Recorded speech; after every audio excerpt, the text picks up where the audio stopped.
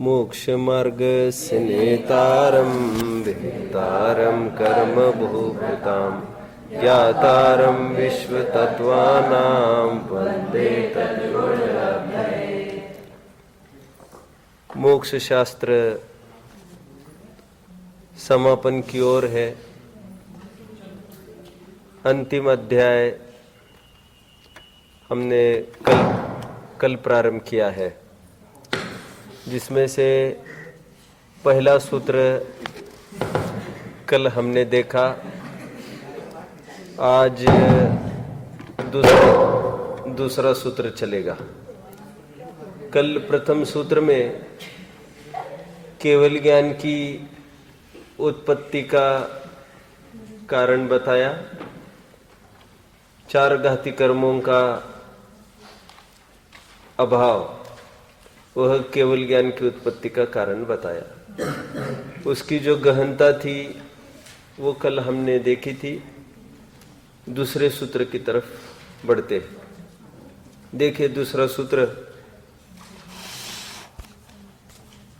बंध हेतु भाव निर्जराभ्याम कृत्स्न कर्म विप्रो मोक्षो मोक्षः। मोक्ष को परिभाषित किया है यहाँ पर। शंकाकार ने मूल शंका पूछी, मोक्ष का लक्षण बताया जाए, मोक्ष का स्वरूप बताया जाए। उसके उत्तर स्वरूप यह सूत्र लिखा गया है। इसकी संधि विच्छेद करते हैं। बंध हेतु अभाव निर्जराभ्याम कृत्स्न कर्म विप्रमोक्षो मोक्ष। इसका सामान्य अर्थ यह बनेगा, बंध के हेतु का अभाव तथा, सब बीच बीच में समास डालते चलना, आपको समझ में आ रहा होगा। बंध के हेतु का अभाव तथा निर्जरा, इन दोनों कारणों से क्या होता है वो आगे देखेंगे। अभी दो बातें हमने देखी, बंध के हेतुओं का अभाव तथा निर्जरा। इन दोनों कारणों से क्या होता है? कृत्स्न समस्त कर्म। समस्त का अर्थ क्या लेंगे? 8 मूल प्रकृतियां और उत्तर की भी समस्त 148 प्रकृतियां। समस्त कर्म विप्रमोक्षो, विशेष रूप से प्रकृष्ट रूप से उनका निकलकर चले जाना, उसका नाम मोक्ष है। यह सामान्य अर्थ हमने देखा। अभी एक एक बिंदु को लेकर चर्चा करते हैं। वैसे विप्रमोक्षो का अर्थ पहले देख लेते हैं हम। अभी पद चला है इसलिए। प्रकृष्ट रूप से छूटना, क्या मतलब है इसका? मैंने थोड़े दिन पहले वैसे बात कही थी आपको। निर्जरा में भी वही प्रक्रिया है, क्षय में भी वही प्रक्रिया है। मैंने कौन से क्लास को पूछा था? पहले पीरियड में प्रश्न मैंने पूछा था, निर्जरा उदय, कर्म का खिरना और ऐसे तीनों, और कुछ कहा था अभी एक 10-15 दिन पहले। इन तीनों में क्या अंतर है, ऐसा मैंने प्रश्न पूछा था। निर्जरा, कर्म की निर्जरा, कर्म का उदय, कर्म का क्षय और कर्म का खिरना। आगे 4 बातें मैंने बोली। अगेन कर्म की निर्जरा, कर्म का उदय, कर्म का मोक्ष, क्षय और कर्म का खिरना। इन चारों को तात्विक रूप से आप कैसे डिस्टिंग्विश करोगे? मैंने पूछा था, आपके ज्ञान में नहीं है? आप ही को पूछा था क्या? कौन सा प्रकरण था, किस प्रसंग में पूछा था? 15-20 दिन के बीच में प्रश्न आया था। मैंने पूछा था आपको, और मैंने अंतिम मिनट में प्रकरण रखा था और ये कहा था कल इसी बिंदु को लेकर कल चर्चा करूंगा मैं। महीना भी हुआ हो सकता है।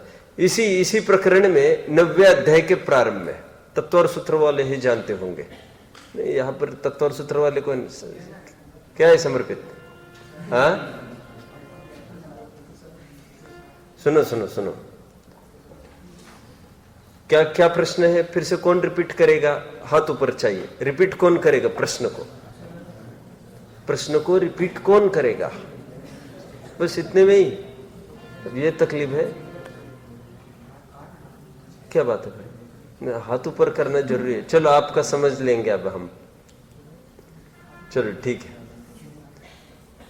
उदय, कर्म का उदय, अब मत बोलो कोई।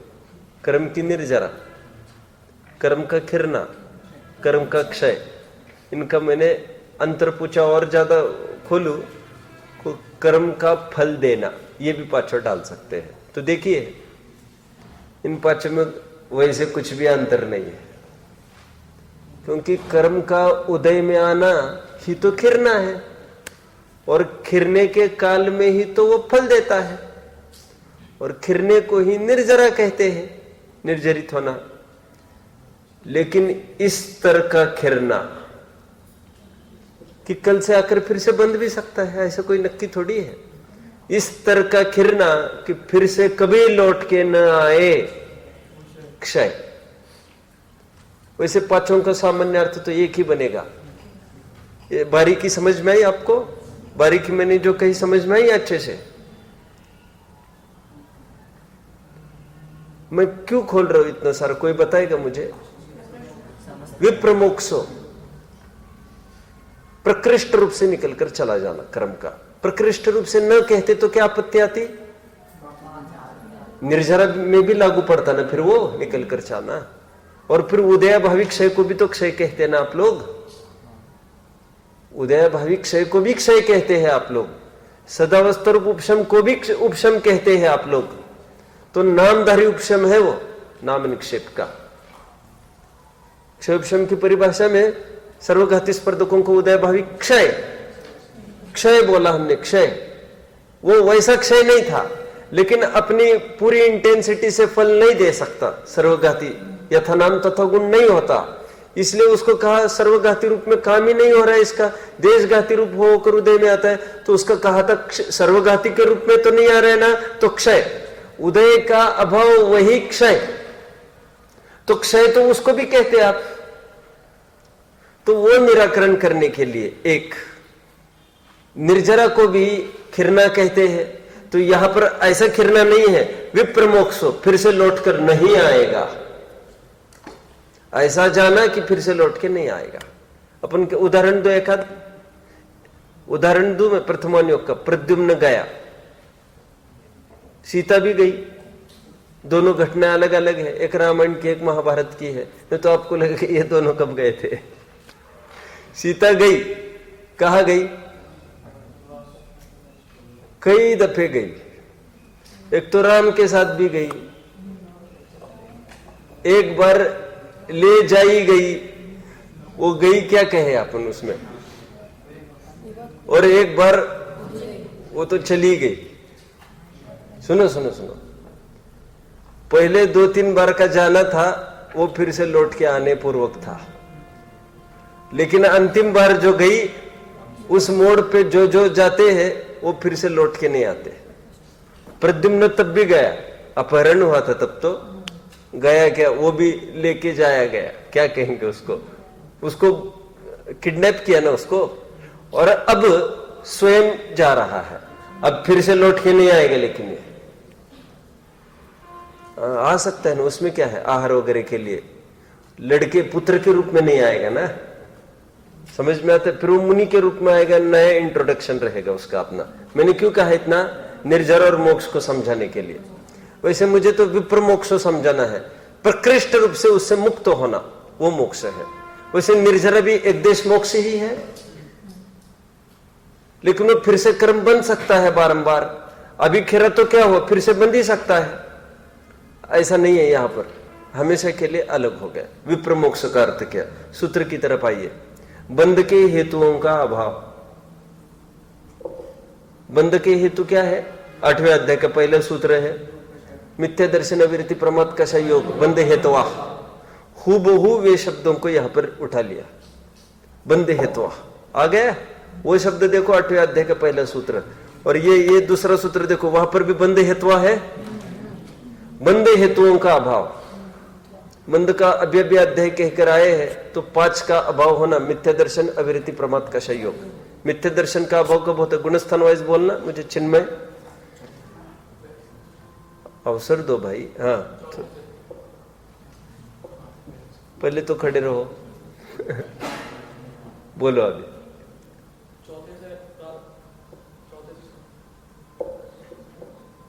चलो 8वीं वाला कोई है क्या? बंगाली? खड़े रहो।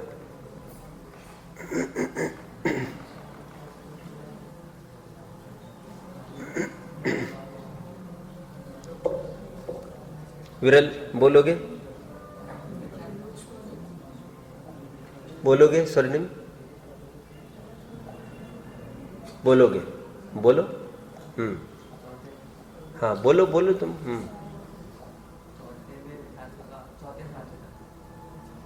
मिथ्या दर्शन का अभाव 4थे से लेकर 7वें तक बोल रहे। 4थे में बोल दो अभी, कोई ऐसी आपत्ति नहीं। 4थे में आगे बोलो। सुनो सुनो, मिथ्या दर्शन का उदय तो 4थे में तो है ही नहीं, तो आगे तो होने का सवाल नहीं। ये क्षय होने की अपेक्षा चर्चा चल रही है। मिथ्यत्व का उदय वैसे कहाँ तक है जानते हैं आप? मात्र पहले में है। मिथ्या दर्शन का उदय दूसरे और तीसरे में भी कहा है। दूसरे और तीसरे में भी मिथ्या दर्शन का उदय नहीं होता है। मिथ्या दर्शन का उदय मात्र पहले में है। चलो कहाँ तक आए हम? मिथ्यत्व का अभाव 4थे में, अविरति का अभाव, अविरति का अभाव 5वें में एक देश रूप से, और 6वें में पूर्ण रूप से, प्रमाद का अभाव 7वें में, क्योंकि 6वें तक ही प्रमाद कहा। कषाय 10वें तक रहती है, तो कषाय का अभाव 11वें में कहिए, ठीक है। और योग 13वें गुण स्थान तक रहता है, तो 13वें के अंत में कहो अथवा 14वें के पहले समय में कहो, योग नहीं रहता, अयोग केवल गुणस्थान होता है। तो ये क्रमशः हमने गुणस्थान अनुसार 5 बंधों का अभाव किस प्रकार होता है उसकी चर्चा करी। मिथ्या दर्शन, अविरति, प्रमाद, कषाय, योग, ठीक। तो इनका अभाव होना एक बात, और लेकिन एक तकलीफ खड़ी दिख रही है। इन 5 का अभाव 14वें गुणस्थान में भी होता है। इन 5 का अभाव 14वें गुणस्थान में भी नहीं है। 5 कोई नहीं, न मिथ्या दर्शन, अविरति, प्रमाद, कषाय, योग कोई नहीं है। वहां पर भी मोक्ष कहना पड़ता, वहां पर भी मोक्ष कहना पड़ता। यह आचार्यों को ख्याल में आई, तो आचार्यों ने कहा इज समथिंग रिमेनिंग बैक? अभी कोई गुंजाइश है, कोई चांस है अभी होने का? सोच लो कि रे है। पूर्व संचित खिरे कहा है, अभी नए इनपुट बंद हो गए 14वें में। तो 14वें में मात्र जो स्टॉक ऑलरेडी एग्जिस्ट है तो उसको खत्म करना है अभी। ओके, तो संवर और निर्जरा ये 14वें में होती है। निर्जरा ही कहो, ओनली निर्जरा कहो। अभी 14वें में क्या होती है? जितना पूर्व संचित कर्म हो मात्र निर्जरित होता है। इसके लिए दूसरे पद का प्रयोग किया। कौन सा? निर्जराभ्याम। पकड़ में आता है सबको? निर्जराभ्याम न लिखते तो 14वें गुणस्थान में मोक्ष सिद्ध होता। तो कहते 5 बंध के 5 हेतुओं का अभाव तथा पूर्व संचित कर्मों की निर्जरा जो 14वें में होती है, इन दोनों को लेकर फिर क्या होगा? समस्त कर्मों का हमेशा के लिए निकल कर जाना, उसे मोक्ष कहते हैं। ठीक, अब और चर्चा करते हैं थोड़ी। विप्रमोक्षो शब्द की तरफ फिर से आओ। उनका अथवा बंध के हेतुओं का अभाव के रूप में ले लो, या विप्रमोक्षों के रूप में ले लो। कर्मों का अभाव उसको मोक्ष कहते हैं ना, द्रव्य मोक्ष। तो क्या किसी कर्म का क्षय हो सकता है? कर्म का क्षय हो सकता है? किसी वस्तु का क्षय हो सकता है क्या? तो फिर कर्म का क्षय कहां से होगा? तो यहां पर अर्थ इतना ही लेना, हाँ, कर्म का अकर्म रूप होना ही क्षय कहलाता है इस प्रसंग में। संयोग छूटना, संयोग टूटना। फिर तो ऐसे तो लोक में कोई व्यवहार ही खड़ा नहीं कर पाएंगे। जैसे हम कहते हैं मेरे पैसे गुम हो गए, तो गुम हो गए मतलब क्या? मेरे नुकसान हो गया, घाटा हो गया, लाभ हो गया। ये लाभ और घाटा वैसे तो फिर प्रकृति में होता ही नहीं। 100 के नोट पहले किसी और के जेब में थे, आज तुम्हारे जेब में आ गए, तो लाभ क्या? तो अपने सहयोग की तरफ से लाभ और घाटे की बात करते हैं अपन, ठीक है। तो कर्म का अकर्म रूप होना, क्या क्या प्रॉब्लम है बोलो? क्या क्या प्रॉब्लम है बोलो? तो फिर एक तो तुम्हारा ध्यान नहीं रहता है, कुछ पूछूंगा तो आएगा नहीं, फिर बात क्यों कर रहे हो? कहां तक? कर्म का कर्म रूप होना, फिर अगेन कर्मण वर्गणा रूप परिणमित होना, यही उसका क्षय कहलाता है। बात बाकी द्रव्यार्थिकने से तो सभी अनादि निधन है, उसकी उस रूप स्कंद की पर्य उसकी खत्म हो जाना जीव के पर्टिकुलर सहयोग में। फिर अगेन वो कर्मण वर्गणा फिर कर्म रूप होकर दूसरे जीव को जाकर लग जाए, वो बात अलग है। इस जीव को तो नहीं लगेगी अभी, क्योंकि कर्मण वर्गणा है तो वहां पर भी ठसाठस भरी है सिद्धशिला पर, ठीक है।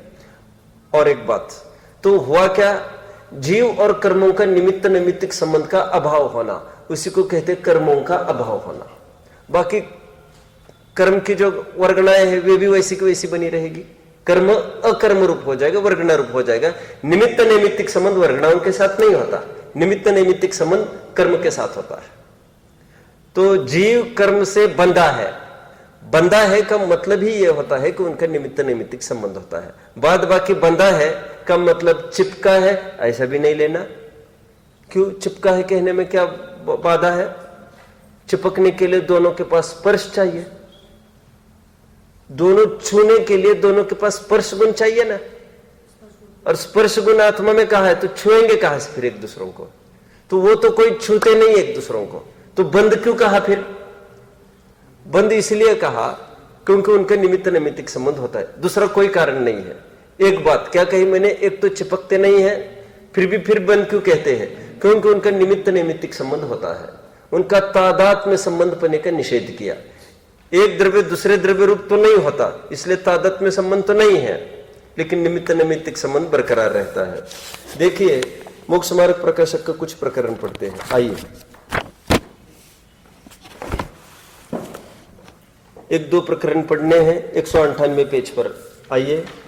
ये निश्चयवासी का प्रकरण है। तथा कर्म नो कर्म का संबंध होते हुए आत्मा को निर्बंध मानते हैं। निश्चयवासी का प्रकरण, तथा कर्म नो कर्म का संबंध होते हुए आत्मा को निर्बंध मानते हैं। सो इनका बंधन प्रत्यक्ष देखा जाता है, ज्ञानावरण अधिक से ज्ञानाधिक का घात होता देखा जाता है। किस अपेक्षा से बात कर रही है? निमित्त नैमित्तिक संबंध की अपेक्षा बात कर रहे हैं। शरीर द्वारा उसके अनुसार अवस्था होती देखी जाती है, फिर बंधन कैसे नहीं है? यदि बंधन न हो तो मोक्ष मार्गी इनके नाश का उद्यम किस लिए करे? यहां कोई कहे कि शास्त्रों में आत्मा को कर्म नो कर्म से भिन्न अबद्ध स्पृष्ट कैसे कहा है? बंधा नहीं कहा है। उत्तर, संबंध अनेक प्रकार के हैं, वहां तादात्म्य संबंध की अपेक्षा आत्मा को कर्म नो कर्म से भिन्न कहा, क्योंकि द्रव्य पलटकर एक नहीं हो जाते, और इसी अपेक्षा से अबद्ध स्पृष्ट कहा है। तथा निमित्त नैमित्तिक संबंध की अपेक्षा से बंधन है ही, इनके निमित्त से आत्मा अनेक अवस्थाएं धारण करता ही है, इसलिए अपने को सर्वथा निर्बंध मानना मिथ्या दृष्टि है। पकड़ रहे प्रकरण? जो जो मैंने कहा वही सब है यहां पर। मैंने तो बस यहां पर आपको दिखाने का भाव था। एक बात ये हुई, अभी दूसरी बात और आई है। 254 पेज भी खोलिए, वहां का भी थोड़ा सा पढ़ लेते हैं, एक दो लाइन्स। 254 हूबहू एक प्रकरण पढ़ना है। ये 254 मतलब प्रकरण कौन सा चल रहा होगा? उभयभाषी का प्रकरण चल रहा है। देखिए क्या कहते हैं यहां पर।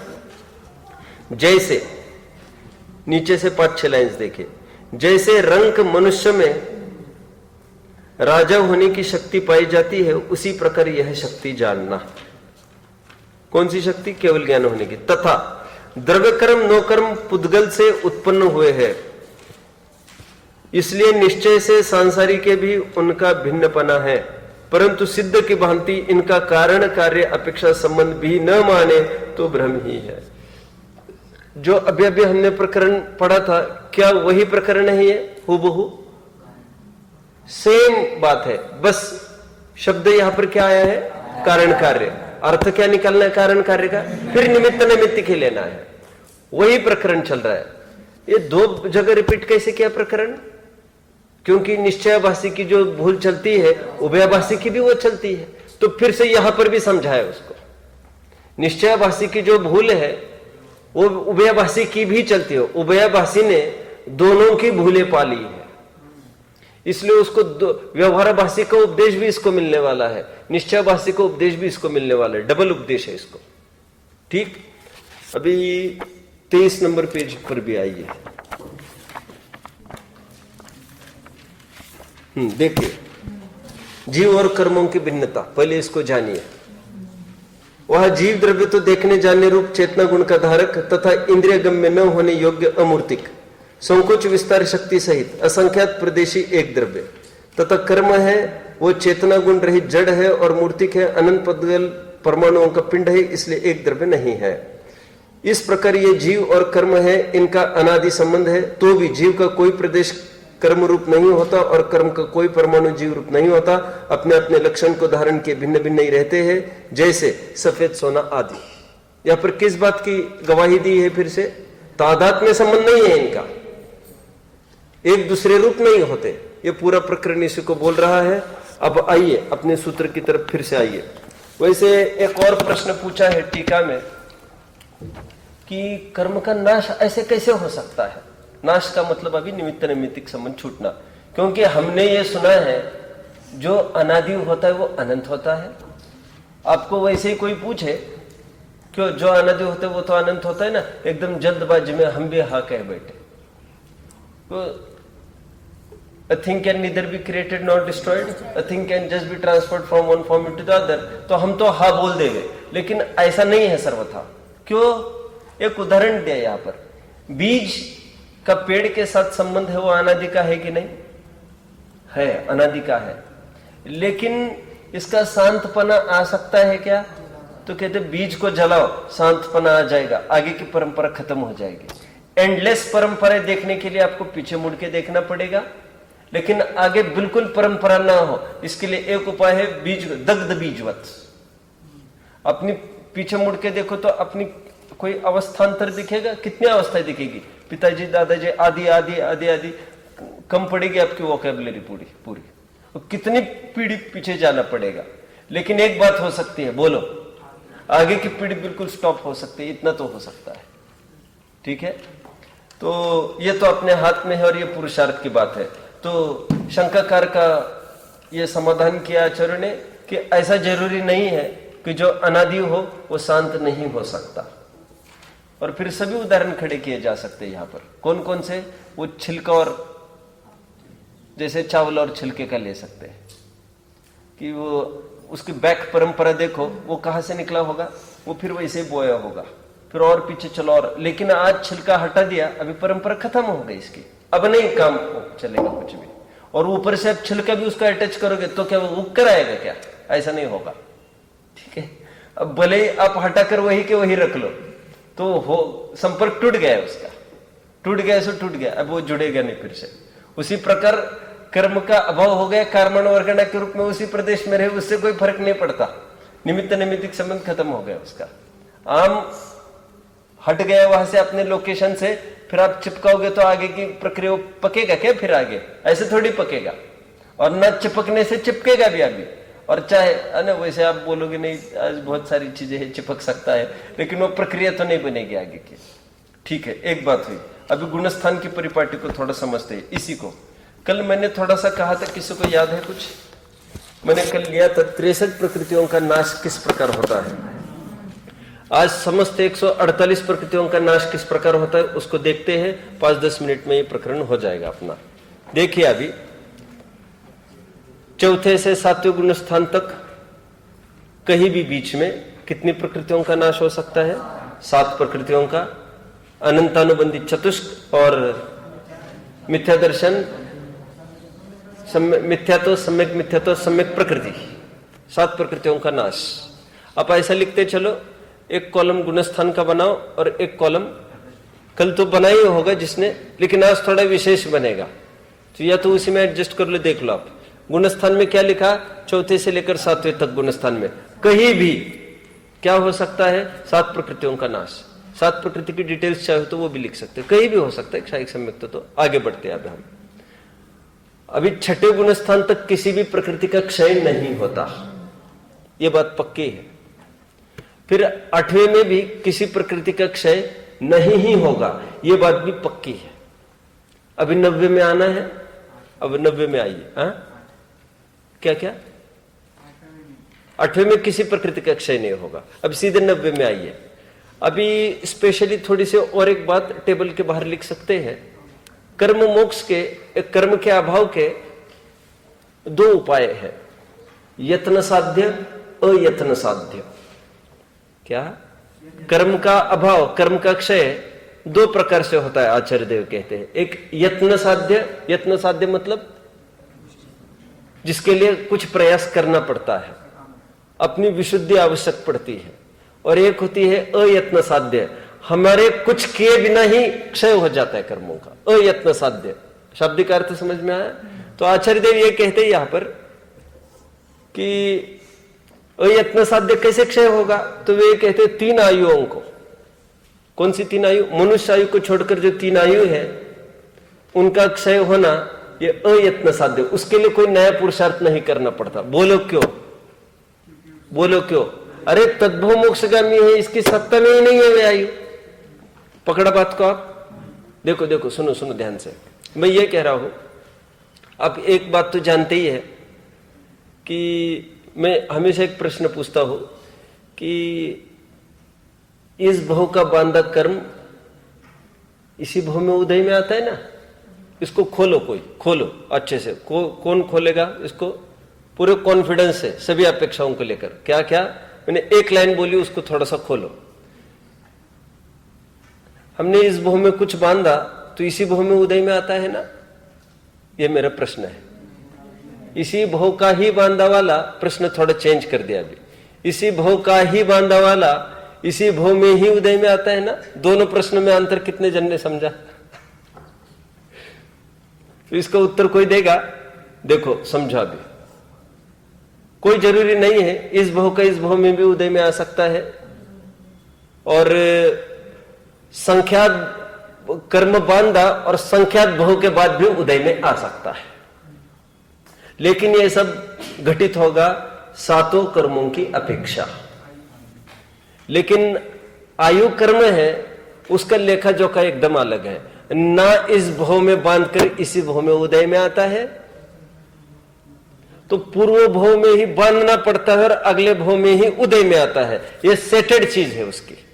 ना इस भव का इस भव में होगा वो बंधन और उदय, ना 2-4 भव पहले का भी बंधन और उदय का गैप पड़ेगा। पूर्व में ही बांधेगा और अगले में ही उदय में आएगा। ये पक्की बात है। ओनली आयु में ऐसा होता है।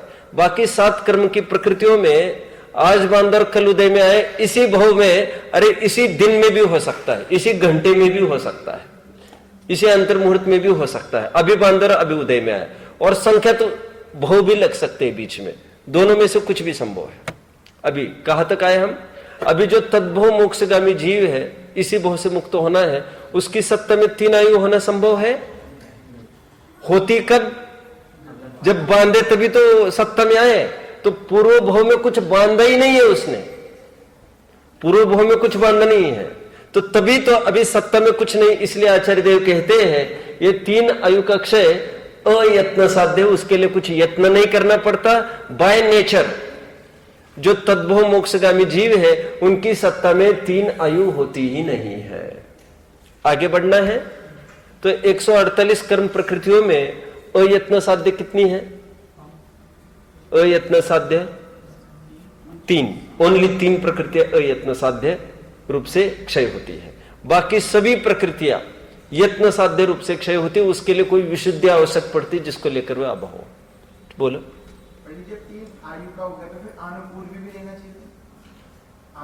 उसका रिलेशन गति के साथ है। उसका रिलेशन अनुपूर्वी का गति के साथ है, उसकी चर्चा भी करेंगे अपन।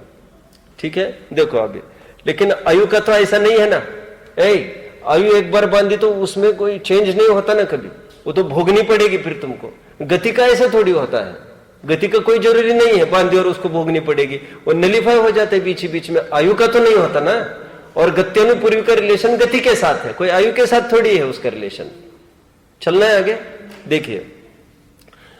तो ये दो विभाजन बनाना, अयत्न साध्य, तीन प्रकृतियां में ले लेना जिनकी सत्ता ही नहीं पाई जाएगी।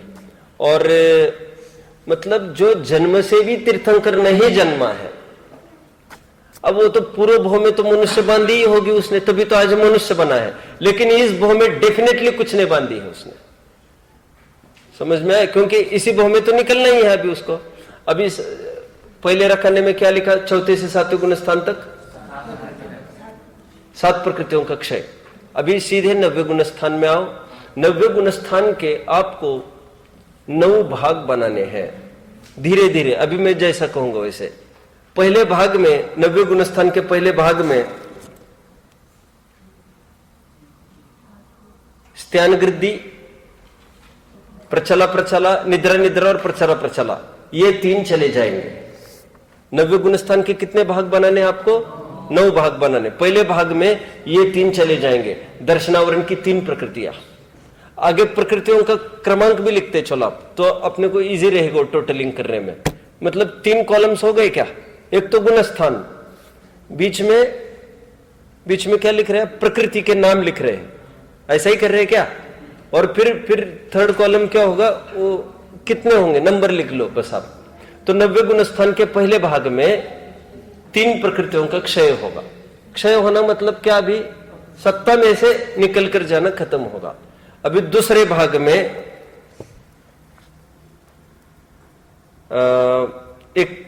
एक बात, 3 प्रकृति वहां पर क्षय हुई, साथ ही साथ नाम कर्म की और 13 वहीं पर क्षय होगी। लोकेशन प्रॉपर लोकेट नहीं हुआ था ना कल, ये आज उसको लोकेट करो। 3 और नाम कर्म की 13, ऐसी 16 प्रकृतियां 90 गुण स्थान के पहले भाग में ही क्षय को प्राप्त होगी। फिर आइए दूसरे भाग में। अभी 90 गुण स्थान के दूसरे भाग में अप्रत्यक्षानावरण और प्रत्यक्षानावरण, ये 8 क्षय को प्राप्त होगी। क्षय मतलब होगा क्या? अभी यहां पर क्षय मतलब सत्ता में से खत्म होना। वो तो वैसे क्षय नहीं हुआ है उसका, वो तो अन्य रूप परिणमित हो रहे हैं बस। वैसे अनंतानुबंधी का भी सीधा क्षय थोड़ी हुआ था, वो अनंतानुबंधी तो अन्य रूप परिणमित हुआ था।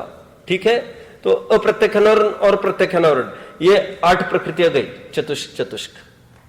ये 90 गुण स्थान का अभी कौन सा भाग लेना है? अभी कौन सा लेना है? तीसरा। तीसरे में आओ। तीसरे में सबसे पहले क्या जाएगा? नपुंसक वेद सत्ता में से निकलकर चला जाएगा।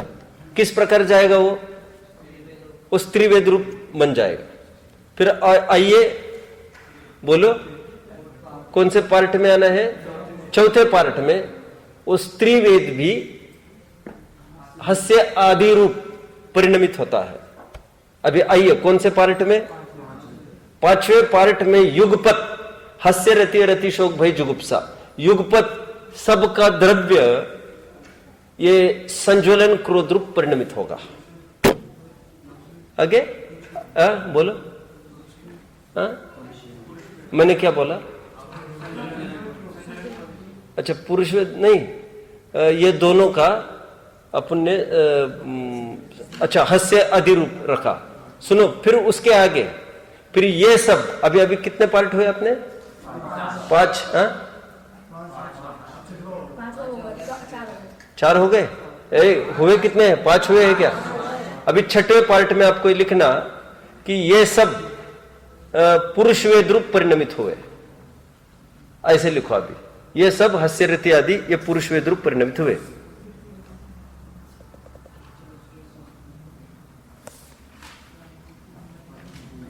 आगे बढ़ना है।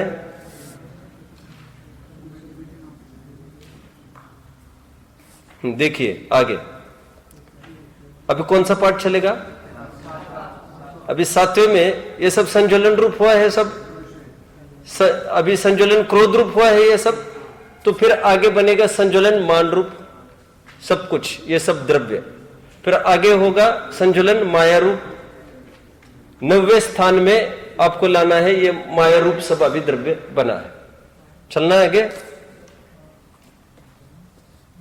इस प्रकार इसमें 36 प्रकृतियां निकल रही है क्या? देखिए, ये टोटल 36 प्रकृतियां आना चाहिए। टोटलिंग में 36 प्रकृतियां निकलना चाहिए। आगे बढ़ते हैं, आगे बढ़ते हैं। अभी 10वें गुण स्थान में मात्र अब ये जो माया रही थी संजुलन माया, वो संजुलन लोभ रूप परिणमित होगी और क्षय संजुलन लोभ का यहां पर हो जाएगा। 10वें में एक ही प्रकृति का क्षय होगा, संजुलन लोभ का। कितनी प्रकृति हुई? एक बड़ी। टोटलिंग कोई कर रहा है क्या? अभी तक कितने का क्षय हुआ? ये ऊपर की 7, फिर 16, ऐसी टोटलिंग कर रहे बराबर। आगे बढ़ते हैं। अभी देखिए 12वें गुण स्थान में कितनी प्रकृतियों का क्षय होगा? कोई बताएगा? 12वें में, 11वें में क्षय होगा किसी का? नहीं। 12वें में कितने का क्षय होगा? कल थोड़ी सी चर्चा की थी। ज्ञानावरण की 5 यहां पर चली जाएगी, अंतराय की 5 यहां पर चली जाएगी, वे 10 प्रकृतियां। और कुछ कहा था कल? दर्शनावरण की बची हुई 6, वे भी यहीं पर चली जाएगी। वो कैसी जाएगी? मैंने कहा था द्विचरम समय में, सेकंड लास्ट समय में प्रचला और निद्रा चली जाएगी, और अंतिम समय में 12वें के 4 प्रकृतियां चली जाएगी। ठीक है। 12वें गुण स्थान में कुल कितनी चली गई? 16 चली गई। सेकंड लास्ट समय में कितनी गई? सेकंड लास्ट समय में 2, और लास्ट समय में अरे ज्ञानावरण की 5, अंतराय की 5 और 4, कुल 14 हो गए। चलना है आगे। आगे बढ़ते हैं। कल यहां तक हमने देखा था पूरा प्रोग्रेस। तो अभी तक की टोटल क्या होनी चाहिए? कर्मन की 63 प्रकृति नाश का हमने हिसाब कर लिया पूरा। अभी कितनी प्रकृतियां बची? 85 बची ना? किसमें? 3 आयु तो अयत्न पूर्वक नाश होती है ना, वो तो उसको तो बाहर ले लो। बोलो। हाँ हाँ बराबर है। हाँ तो 12वें में 16 का नाश होगा ना। 12वें गुण स्थान में 16 का नाश हो रहा है ना प्रकृति का। अभी तक 63 प्रकृतियों का नाश हो गया। अभी आगे बढ़िए। देखिए अभी 13वें में भी एक भी कर्म प्रकृति का नाश नहीं होता। संयोग केवली गुण स्थान में भी एक भी कर्म प्रकृति का नाश नहीं होगा। सत्ता में कितनी पड़ी है? 85। 63 गई ना, कर्मन की 63 प्रकृति नाश। सत्ता में कितनी पड़ी? 85। टोटल कितनी हो रही है? 148। सुनो ध्यान से, ये जो हम कह रहे हैं ना 85 सत्ता में, वो एक पर्टिकुलर जीव की अपेक्षा नहीं है, ये नाना जीवों की अपेक्षा अपन ले रहे हैं। क्योंकि 148 तो एक साथ किसी को रहती भी नहीं है। क्यों? अभी आपको पता चलेगा। और 148 में तीर्थंकर भी है, तो क्या तीर्थंकर क्या सबको सत्ता में पड़ा रहेगा क्या? अभी पता चलेगा। देखिए अभी 14वें गुणस्थान के सेकंड लास्ट समय में, 14वें गुणस्थान के सेकंड लास्ट समय में 72 प्रकृतियों का क्षय हो जाता है। उसको उपांत्य समय कहते हैं, द्विचरम समय भी कहते हैं सेकंड लास्ट समय को। 72 प्रकृतियों का क्षय हुआ, और बिल्कुल अंतिम समय में 14वें गुणस्थान के अंतिम समय में 13 प्रकृतियों का क्षय हो जाता है। और 13 में एक तीर्थंकर प्रकृति भी शामिल होती है। मतलब वो बिल्कुल 14वें के अंत में क्षय होता है उसका, तब तक बनी रहती है वो। अभी जिनके नहीं होगी उनकी तो इतनी सत्ता में होने का सवाल ही नहीं है। ये हमने 148 प्रकृतियों का कैसे क्षय होता है उसको देखा। दावपेच थोड़ी सी 63 में ही है, बाकी बची हुई 85 तो अंतिम 2 समय में निकलती है, 72 और 13 करके। और जिनको 13 नहीं होगी, तीर्थंकर प्रकृति नहीं होगी, तो फिर 12 खिरेगी उनकी, जितने भी जिनको होगी। इस प्रकार वो जितनी कर्म प्रकृतियां होगी, नाना जीवों की अपेक्षा 148 कर्म प्रकृतियां खिर जाएगी। समझ में आ गया है? देखेंगे आगे का प्रकरण कल देखते हैं। ओम नमः।